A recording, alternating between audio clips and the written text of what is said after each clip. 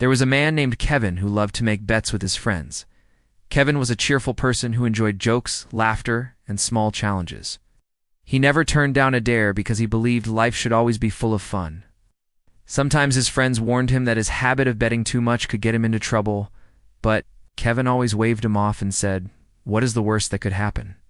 One Friday night, Kevin and his group of friends gathered at a local diner.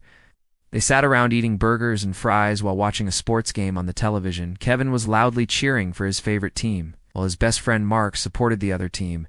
They teased one another for hours until finally Mark said, "Let us make it interesting. Whoever his team loses has to wear a hot dog costume for an entire week. Not just for a moment, but for 7 whole days, no matter where he goes." The table erupted with laughter. Kevin, without hesitation, agreed. He slapped his hand down and said, "Deal." He was so confident his team would win that he never considered what would happen if they lost. But as the game went on, the score turned against him. The crowd in the diner shouted with excitement as the final buzzer rang. Kevin's team had lost. The friends cheered and clapped as Mark pointed at Kevin and declared, "A deal is a deal. You will be a hot dog for 7 days." The very next morning, Kevin borrowed a ridiculous hot dog costume from a local costume shop. It was bright yellow and red with a huge bun on the sides and a swirl of mustard across the front. The moment he put it on, he felt silly. His reflection in the mirror looked like a walking cartoon, but he had made the bet, and he was not the type to break his word. He walked outside into the sunlight, and instantly people on the street turned their heads to stare.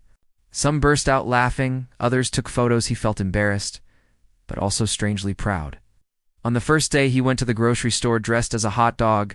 A little child pointed at him and shouted, "Mommy, look, it is a real hot dog."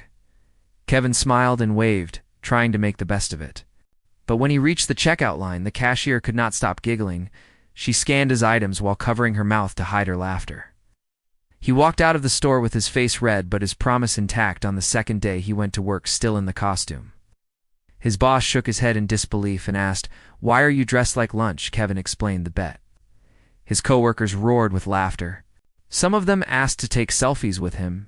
Kevin agreed, though he wished the week would pass quickly. His boss finally said, "As long as you keep working. I do not care if you are dressed as a hot dog or a pineapple. Just do your job on the 3rd day." Kevin had to ride the bus. People stared. Some strangers asked if he was advertising for a restaurant. Others thought he was part of a street performance. One teenager shouted, "Hey, ketchup is missing," and everyone on the bus laughed. Kevin sighed but remained calm, reminding himself that it was only a bet. By the 4th day, Kevin began to feel a strange change. At first, he had been embarrassed, but now he was beginning to accept it. He realized that everyone he met smiled or laughed when they saw him. Even people who looked sad suddenly brightened at the sight of a man dressed as a hot dog. Perhaps he thought, my humiliation is making other people happy.